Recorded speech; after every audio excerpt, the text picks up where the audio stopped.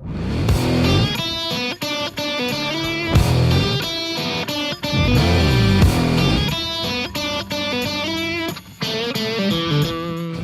I'm Matt Shepard. Coming up on this edition of Shep Shower and Shave, why I agree with Charles Barkley, what's wrong with the NFL ratings, and why we can be so hypocritical.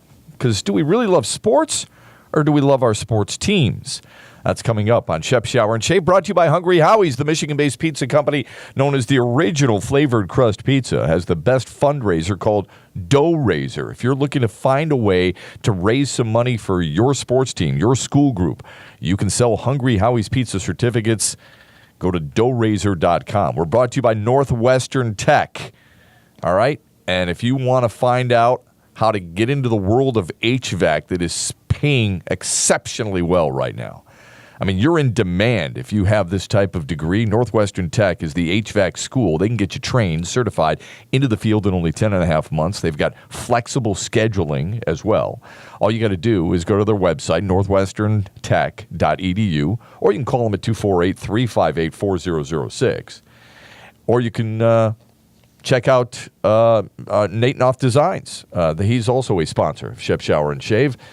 His work is on Instagram or on Facebook. All you got to do is check it out, and you can see that he has also devised our logo for Shep Shower and Shave. All right, look, Charles Barkley and I do not agree on most things, but you have to keep an open mind. I hope you do as well. Charles Barkley spoke at SMU, Southern Methodist University, earlier in the week, and he was pretty sarcastic about the NBA. The NBA, in case you missed it, has cut the number of back-to-back games teams are going to play to an average about 14 and a half. That's down from 16 and a half a year ago. It was just a few years ago where the Pistons led the NBA with 22 back-to-backs.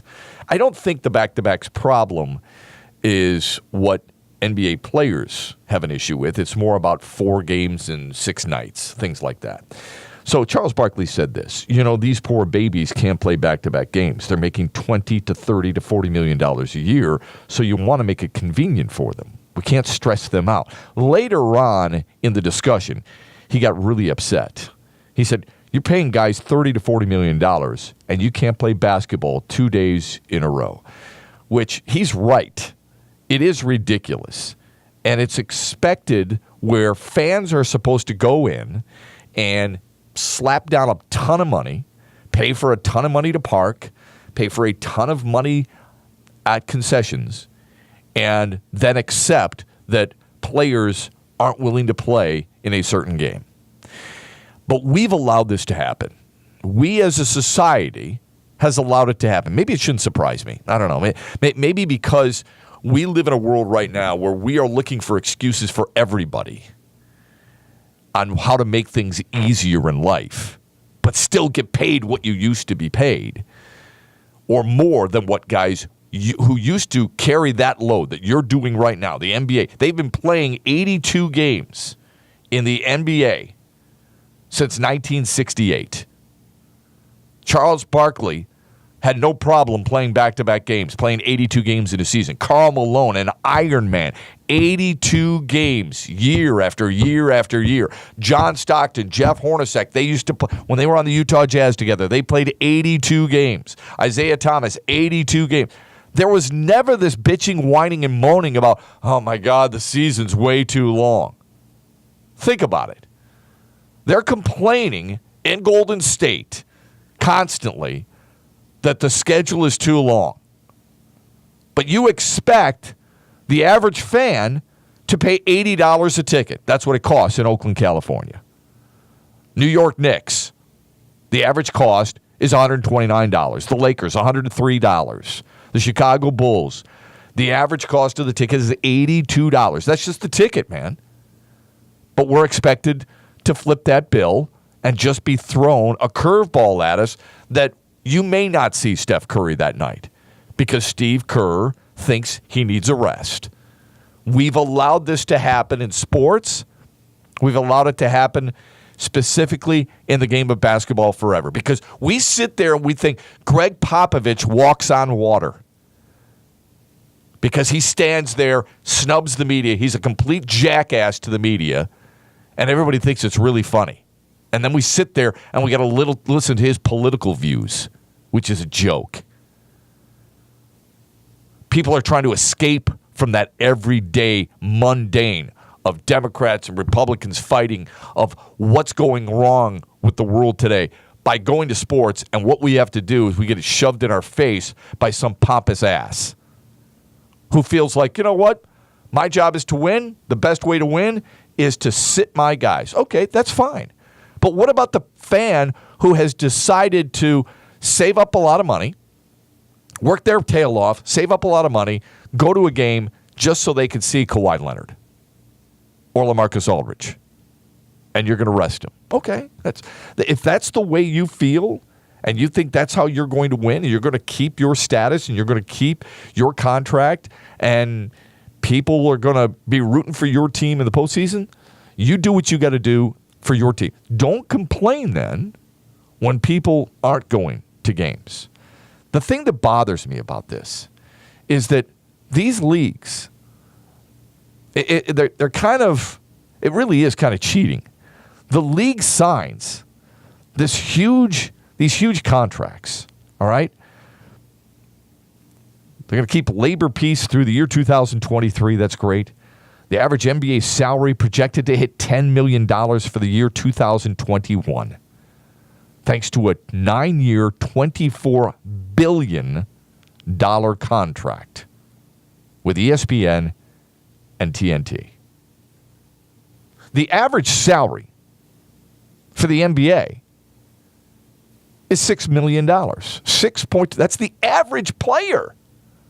It's $6 million. That's tops among all sports.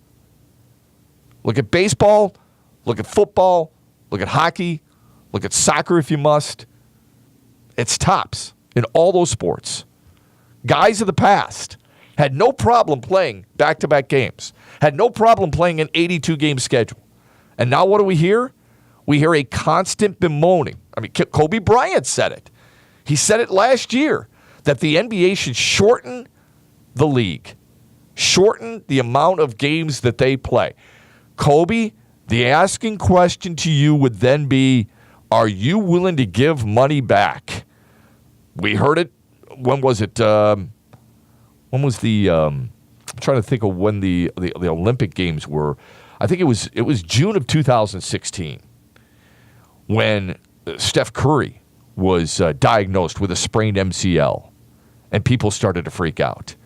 There were other Olympic scratches: Chris Paul, Blake Griffin, Anthony Davis, John Wall, LaMarcus Aldridge, all scratched because there was this big stat about X amount of players, top 7 players per team in minutes game, missed 61 playoff games in 2016. And how convenient is that? When you go back in history, how many of those guys were still playing 82 games? How many of those guys were playing back-to-backs? How many of those guys were playing 3 games in 5 nights, 3 games in 4 nights, and still making it through the playoffs? There were plenty. There were plenty of Ironmen in the NBA doing just that.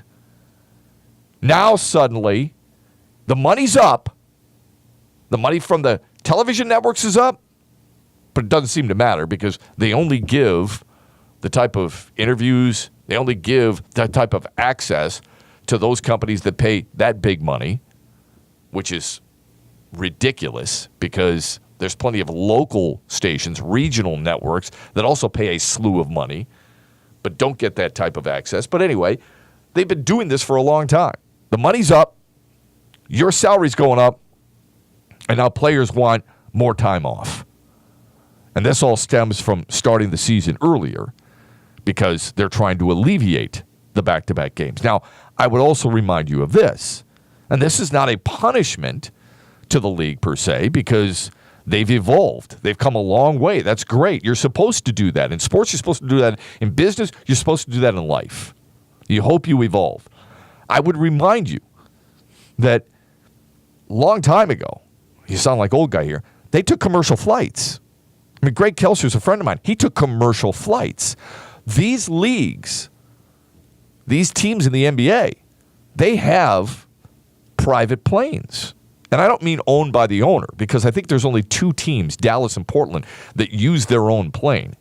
They have a contract with Delta, where Delta has carved out a specific size plane and made them NBA ready, NBA convenient.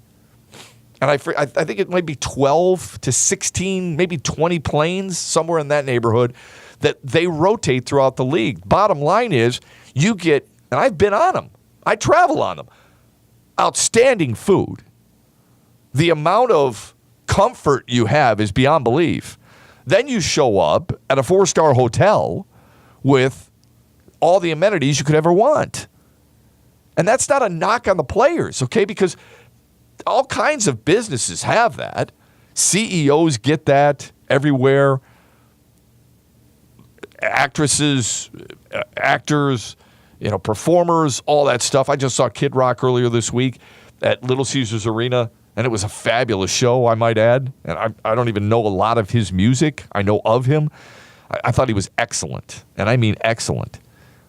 But he gets all those types of luxuries. He's paying for it. Players aren't paying for that. Players are reaping the benefits of the contract or the relationship that their owner/league has with Delta Airlines in this case, or a Hilton, for example. But it's not like the player comes in, checks into the hotel, puts down his American Express card and says, yeah, I want to make sure I get my frequent flyer miles or I get my overnight stay miles at the Marriott. No, it's not the way it works. The team picks that up. The hotel is paid for. The breakfast is paid for. They get a per diem as well. They're not wanting for anything. I'm serious about this. Listen, folks, a lot of players do signings. They get paid for signings. You know what they use the money they get paid for? You'll be stunned by this stuff. They use it to gamble on planes. I'm serious. And it's not just basketball. Guys have scheduled signings. I'm going to sign a bat. I'm going to sign a ball. I get X amount of dollars per item. They use that money as gambling money, or at their discretion. So when you see that, average player makes $6 million, I got news for you. It's a hell of a lot more than that. It all adds up. And these guys are bitching and whining that they got to. How many times have you seen a mail carrier? They're working every single day. They make it Sundays off. How many UPS drivers out there are busting their ass for 12 hours a day every single day? How many people are working their job on a regular basis, not Monday through Friday, Monday through Saturday these days? How many moms and dads are out there are working 2 jobs to make ends meet? This is a bad thing that the NBA is doing. It makes it look really, really negative for the everyday average Joe. We'll bitch about Congress. We'll bitch about people in Washington, D.C., and rightfully so, taking a summer off. You get paid to represent our district. You get paid to represent our state. I want you in that office fixing health care. I want you in that office fixing tax reform. I want you to get stuff done. Amen. I'm with you. Don't take the summers off. We don't get them off. I mean, school teachers do, but school teachers don't make the kind of money you make. Same thing with the NBA. I know their league isn't specifically, from October through June. I know it's a year-round sport. Every sport is. Every sport is. Don't try to fool yourself to think that, the Red Wings aren't playing right now. It's August, so they're not doing anything. No. Bull roar. They are doing stuff. Those guys are getting ready every single day. But that's the way you have to be, just like you do in your job. It's gotten to the point, and it's not just sports either. It's gotten to the point where people in Hollywood, people in Washington, D.C., and athletes are so far removed from the average fan. I'm saying most, not every. From the average fan, they can't relate any longer. Do they not understand how bad this looks to the everyday person who has to pop down some money and sit there and watch their product? Do you really think that's a good look? Hell no, it's not. Because I got news for you. I know plenty of people who would love to have some time. Look, how many times did people go to Washington, D.C. from the car industry? And people on Capitol Hill were bitching about how those workers take time off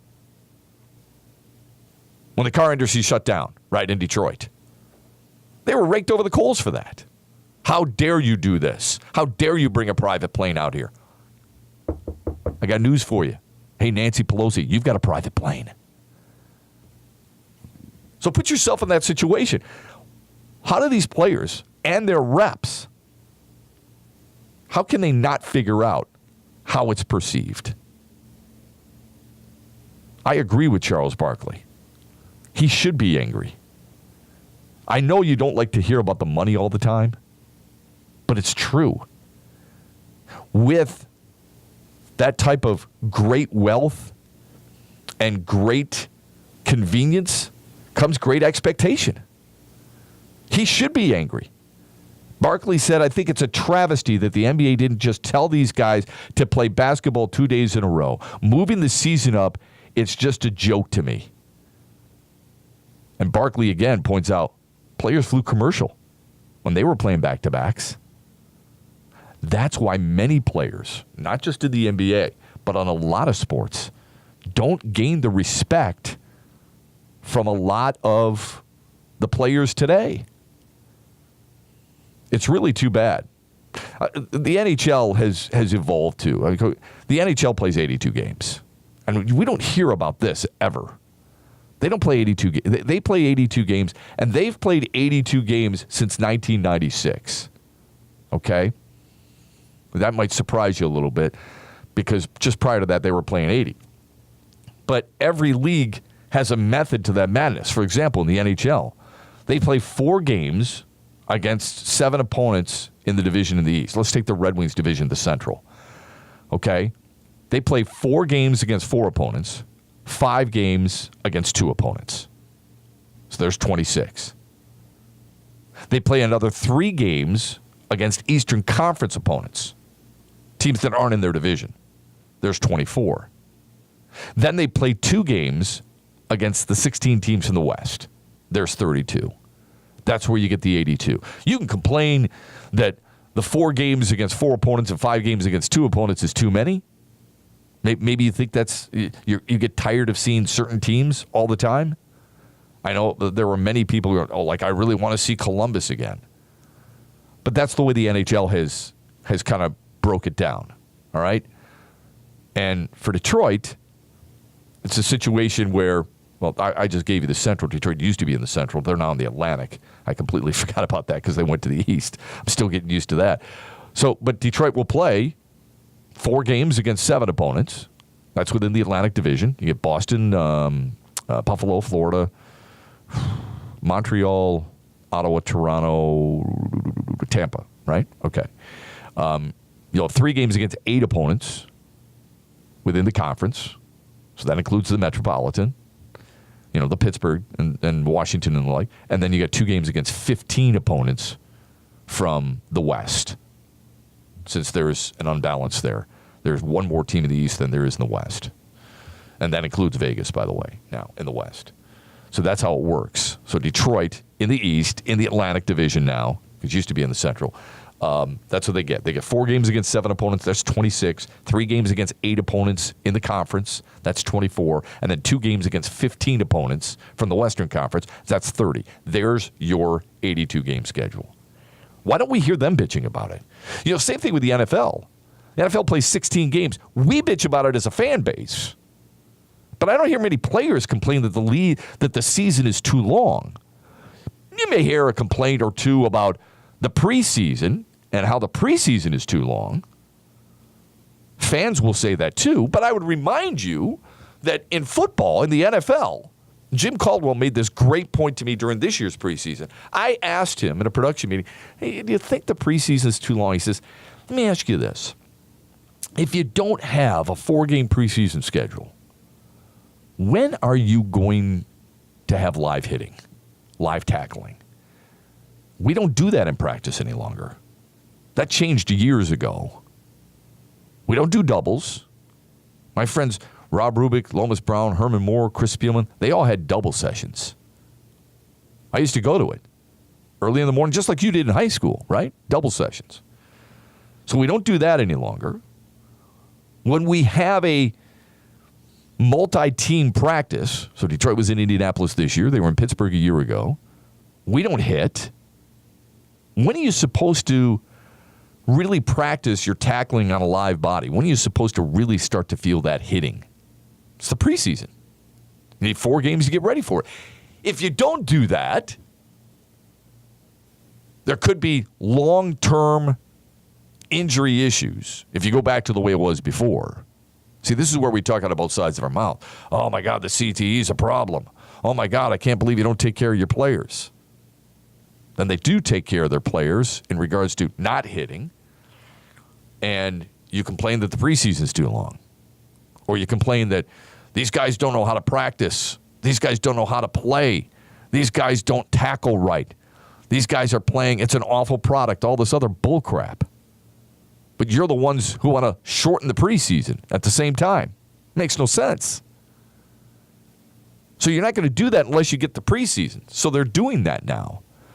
We may complain about the preseason a little bit. I'm tired of seeing the 4th game. It doesn't matter. Well, the last game of any preseason ain't going to matter. So even if you shorten it down to 3 games, the 3rd preseason game ain't going to matter to you.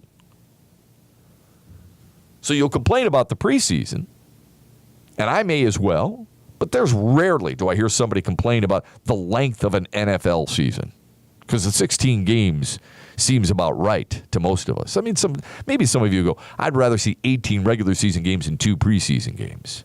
But you've got to know everything that's involved with it.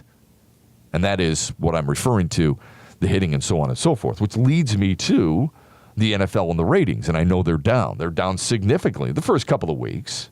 I don't know why we feel the first 2 weeks are such a great barometer, but it does cause a red flag. Why is that? I'm sure there's a lot of things. I don't believe that it's because it's a bad product, like some people feel. I think it's a very good product. Just because a game is 9-3 doesn't mean it's a bad product. Does it? Seriously. How many times are we going to talk out of our ass? How many times are you going to say, look, man, defense wins championships, damn it. Okay. And then you get a 9-3 game and you complain, this is bad football. I thought you really appreciated defense. A lot depends on how it goes. I agree. There's some bad teams. There's always been some bad teams. The NFL prides itself, like the NBA does, and like the NHL does to a certain extent, and maybe even Major League Baseball, they try for parity. Now, parity might be an evil word, but they're striving for a fan base that believes its team has a shot every single week. There were some bad games last week, right? Well, let's put it this way. There were some low-scoring games last week. 13-9, 16-13, 9-3, right? 19-17. How much is it 12-9? How much is enough? What's the score have to be in order for you to be entertained? Because I can be entertained by a good defensive battle. I don't want to see a sloppy game. If I'm seeing sloppy play, I'm not happy with it. But if it's a good defensive game, I'm all over it. Case in point, Monday night, Lions-Giants, 24-10. It's 34 points. That 34 points is the total number of points the Falcons scored in their win over Green Bay. And yet, I thought it was a very entertaining game. Maybe you didn't. What does it take? Denver beat Dallas 42-17. I mean, punched him in the nose, torched him. Trevor Siemian had a career-high 4 touchdown passes. Was that entertaining because Trevor Siemian and Denver dominated Dallas? Or was it boring to you because Dallas, a team that many people predict will be in the Super Bowl to represent the NFC, wasn't very good? I guess it's in the eyes of the beholder. I think there's a lot of things that create this issue. First of all, there's too many games on TV. It used to be special. Now, I like Thursday night football. I watched last night. I watched the Rams and Niners, and I was highly entertained. I know they're not considered playoff contenders, but it was still entertaining for me. I like watching sports. I don't know when it's changed, but I watched last night Rams and Niners, Tigers and Twins, Wings and Blackhawks. That's what I flipped around. I mean, if you want to watch another episode of Law & Order, I mean, go ahead. That's cool. I don't know what else is on TV. That's what I choose to watch. That's what entertains me. So I enjoyed the Thursday night football. But if you said to me, we're taking away Thursday night football to make the football experience on Sunday a little more special, I get it. I'm absolutely for that. I would have no issue with it. You want to peel it back to make it Sunday and Monday night? Great. I would like the Sunday night game because I think that's good. But look, we get possibly 3 games on Sunday. How many games do you get of college football every single week? And people don't seem to have a mind. They don't have a problem with that. I mean, you can watch a Mid-American Conference game during the week. Sometimes on a Tuesday, a Wednesday, or a Thursday. There are college games, college conferences talking about playing Friday night football to ruin high school. And then Saturday's chock full of it. Why don't people have a problem with college football? Oh, Shep, I love the passion that these guys play with. You don't think they're passionate in the NFL? Give me a break. Just because a guy happens to say a prayer with another guy at midfield afterwards, or happens to talk to a friend of his after the game, doesn't mean that they weren't passionate during the game. Absolutely, they care. And don't give me this, they play for the money and the college students don't. Come on. College students are playing so they can get to that money. I enjoy both. I really do. But there's a number of things. I don't want to say there's too many games in the NFL like I previously stated. There's just too many on in a short period of time, maybe. Take the Thursday night game away, make it Sunday and Monday. I wouldn't have a problem with it. Maybe it makes you appreciate things a little bit more. I don't think it helps with the oversaturation. There's an NFL 2-hour pregame on CBS and a 2-hour pregame on Fox, and you've got a 5-hour pregame on ESPN, and people can't. It's almost too much, right? It's hard for you to digest all of that and make it appointment watching and so on and so forth. Sometimes less is more. The NFL doesn't have any control over that. I mean, to a certain extent, the NBA does have control over their contracts with their NBA partners or their television partners, because ESPN agreed to with the NBA. ESPN said, listen, here's what we're going to give you. We're going to give you 750 new hours of NBA content on linear and digital platforms for a year-round presence on ESPN. 750 new hours. Think about that. That's a lot. That's way too much for you to digest. But I do believe there's a narrative out there that feels like the NFL doesn't have as much talent as it used to. I would disagree with that. I think the wide receivers are really good. I think there's quarterbacks who are very good. I think there's defensive linemen and an offensive lineman. A friend of mine told me the other day, I don't see a whole lot of great offensive line play. I say, are you seeing a lot of great defensive line play? Oh, yeah, I am. Well, how do you know just that the defensive line is that much better than the offensive line? Or why are you giving credit to the defensive line if you don't think the offensive line is very good? Maybe the defensive line isn't very good because the offensive line isn't very good. In other words, the defensive line's beating the snot out of the offensive line. How do you know that defensive line's not is all that great if the immediate thought is the offensive line's not very good? Maybe the offensive line isn't very good because the defensive line's really good. Or maybe the defensive line isn't very good. They just happen to be a little bit better than the offensive line, which you've stated isn't very good. Come on. I mean, they're all talented players to get to this level to a certain extent. I don't think it's the product. I think there's an issue. You know, some people, if you get the NFL Network, and it's not in everybody's household, Red Zone, people love the Red Zone. They're watching the Red Zone because they love their fantasy football. But I do believe some people are turned off by the protesting. Absolutely. It's in the news on a regular basis. And I've said this for a long time. Sports is where you escape life's realities for just a weekend, usually. Or at least a 2 to 3 hour period. If you're watching a Tigers game, it's 3.5 to 4 hours. You're trying to escape. Do you really need to see guys taking a knee in a huddle off to the side while the national anthem's being played? You want to do it once in a while? Okay. I'm not big on it, but maybe you made your statement at the beginning of the year. Doing it every single weekend and the camera's showing it every single weekend, I think that wears on people. I think people are tired of it. But I also think people view sports, and it's crossed that line to being spoiled brats. And they are tired of hearing and seeing protests, complaints, whether it be a protest to the flag, a complaint during a game about calls. They get tired of the bitching and the moaning. They just want to see somebody who's really good at what they do play it. Play it with passion, play it with pride, and play their heart out.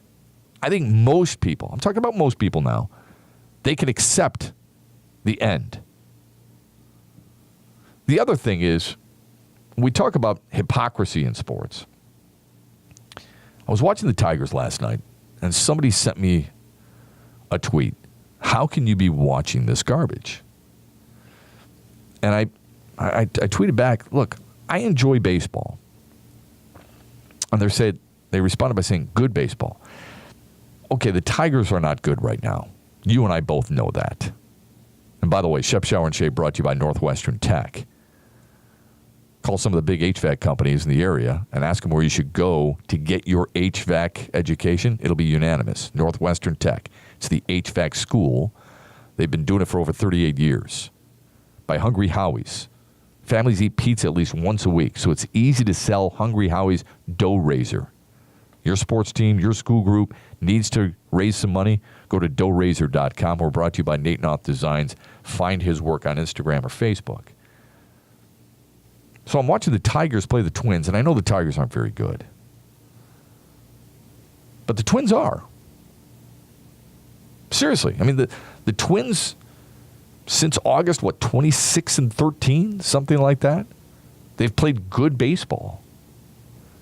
So when you're watching games, and they're 2.5 up now, I believe, on the Angels for that final playoff spot in the wild card in the American League. So while you're watching games, and the Rangers, what are you thinking? Are you thinking one team really sucks, as in the Tigers, who had just 6 hits, and the other team's just okay? Or do you think the Twins are really good? Look, the Twins haven't played the Tigers every single week, but they are 79-74. They're 5 games above the break even. You'd take that if you're the Tigers. They're in the mix, right? They've got a winning record. They're better than Texas. They're better than the Angels. They're as good as St. Louis. They're almost as good as Colorado. I mean, why do we view that strictly as Detroit's terrible, it's bad baseball? And Detroit is bad. I mean, they're a minus 136 in scoring differential. The Tigers are. That's worse than the American League, folks. That's how bad it is. Minus 136. Chicago's got one fewer win. Chicago's a minus 105 in that regard. Detroit's given up 844 runs. 844. No one's given up more than that. San Francisco Giants are the worst team record-wise in baseball. Worst team. The San Francisco Giants have given up 744 runs, 100 less than Detroit. There's not a whole lot keeping you glued to the radio or TV when it comes to Detroit Tigers baseball. I want to see Jeimer Candelario play. Yes. I don't mind watching Mikey Montook and Alex Presley play. I think they give it all out, and I like their approaches. I want to see what they can do. I like watching Nick Castellanos. Everybody else, been there, done that, seen ya. Thank you. James McCann, different, because I like the way he plays behind the plate. Pitching, there's not one person I want to see pitch. Not one. Out of the bullpen or in the starting rotation. I don't care, because I don't believe they have a shot with anybody on the mound. And late in the season, I know Matt Boyd's coming off a really good effort, and Matt Boyd is going to pitch again on Saturday, and he'll have one more start. That's not going to convince me that next year he's part of that starting rotation. So I get that it's bad. But why can't we look at it like, hey, you know what? Minnesota's pretty damn good. I'll tell you why. I mean, and you think about it, it really is. Joe Mauer's been unbelievable. Joe Mauer, he's a big, strong guy, right? Doesn't hit for a lot of power. I think he's got like 7 homers. That's it. Eddie Rosario, for crying out loud, has 26. Brian Dozier's got 31, but Joe Mauer's only got 7. And Joe Mauer's a big dude. I mean, he had a chance to go play football at Florida State. He's 6'5", 2 1/4. But he's only got 7 home runs. Sometimes it just doesn't make sense. But he is batting .311. He is batting over .400 since the middle of June. He's been great. He's been a huge reason on why this team is where they are, and probably because they play the Tigers the rest of this weekend and play the Tigers to close out the regular season, they will more than likely fend off the Angels and the Rangers for the second wild card spot. Why can't we appreciate that team? I'll tell you why.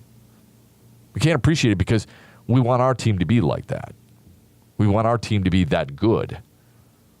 We want our team to have somebody we can look at, somebody we can talk about, somebody that we look forward to watching play.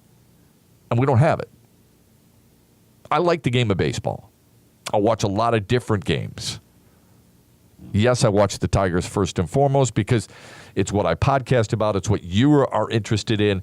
And it's what I want. It's what I'm interested in. As bad as that game was last night, as bad as many of their games have been lately, I still watch them because I want to be educated on certain players. And quite honestly, I want to see certain players. It's just not as many as the opposition. You saw the Dodgers come in here and play. The Yankees come in here and play. Hell, even the A's come in here and play.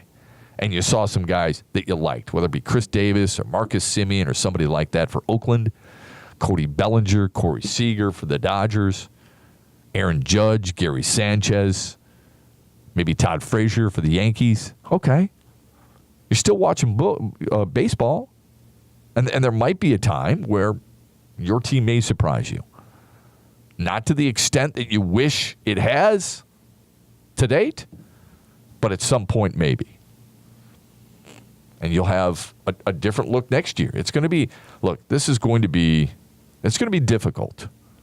It really is, because you felt like before when they were rebuilding that there was a name or two you would have recognized. Oh, we got this Justin Verlander kid coming up through the system, right? You don't feel like you have that right now. Well, I would remind you that next year you're probably going to have, Jeimer Candelario is going to be your third baseman. And he's a good player. He really is. I don't know if he's Evan Longoria. I don't know if he's he's not Manny Machado. He's not those guys. I don't know if he can be. But I can tell you he's a really good player right now. And he's fun to watch. Switch hitter who's got some pop, who's got a good glove. I know he made an error the other day. He's a better fielder than Nick Castellanos.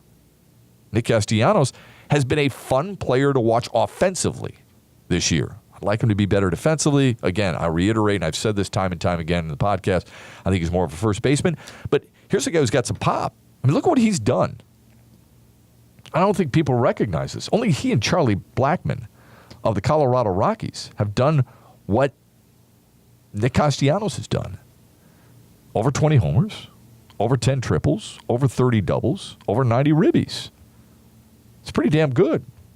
He's been your leader in just about everything that you could ask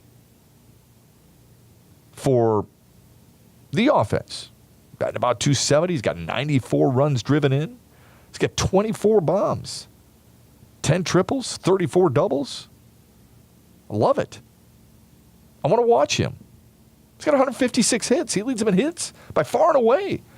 Far and away the most hits of anybody on this team. So you're going to see Candelario at third. Personally, I think they're going to try and trade Iglesias. You'll see Dixon Machado at short. I don't know who you're going to see at second. I really don't. I've talked to Ian Kinsler about this before. I get the sense that he doesn't feel like he's going to be back. First base, you got Miguel Cabrera. Your outfield is going to be not a whole lot of pop out there. You're going to have a guy like Matuk and Jacoby Jones. Jacoby Jones will be given every chance to win the center field job. Matuk in left. And then Castellanos in right. You'll have an extra outfielder in Alex Presley. I would hope Christian Stewart would have a good enough spring where maybe they bring him on board because he's a left-handed stick. You got McCann and a question mark behind the plate. You got to retool everything you possibly can for that pitching staff. Because right now it's terrible. I mean, next year it's going to be Michael Fulmer, Jordan Zimmerman, Daniel Norris, Matthew Boyd. And you're going to have a bunch of arms coming out of the bullpen. Who they are, I don't know. Because you got a lot of guys right now that have proven, whether it be Alcantara, Miles J., Chad Bell, Daniel Stumpf actually has proven something. Who's it going to be? I mean, it's going to be, obviously it's going to, Joe Jimenez is part of it. And Shane Green will be part of it. But would you be surprised if the Tigers tried to trade Shane Green in the offseason for something? I wouldn't. I don't know how many games there are going to be to be saved next year. So it's going to be a process. It looks like I know you're going to want Bo Burrows and you're going to want Matt Manning. You're going to want certain guys. Perez. You're not going to see him next year probably. Maybe Burrows, maybe. That would be accelerated. But maybe you'll see him. That's what you're going to have to deal with. Doesn't mean you can't enjoy the sport. I thought you liked sports. You like good sports. Okay. That's fair enough. I can stomach it once in a while. There's times where I'm going to turn it off too. I mean, 12-1, come on, give me a break. I'm going to turn it off. But I'm not turning off. It doesn't mean I'm not watching the Tigers ever. It's the same thing in football. It's like Thursday night football. Good buddy of mine in this market says all the time, oh, Thursday night football, it's every single game is dog crap. Last night wasn't dog crap. Last night, you could argue one of the better games that the NFL has had this season. And I mean it. It was an entertaining game. You could complain, oh, come on, Shep, those are two really bad teams.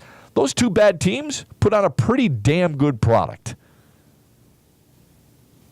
Because there were two good teams, the Broncos and Cowboys, who played last week, who put on, some would argue, a bad product.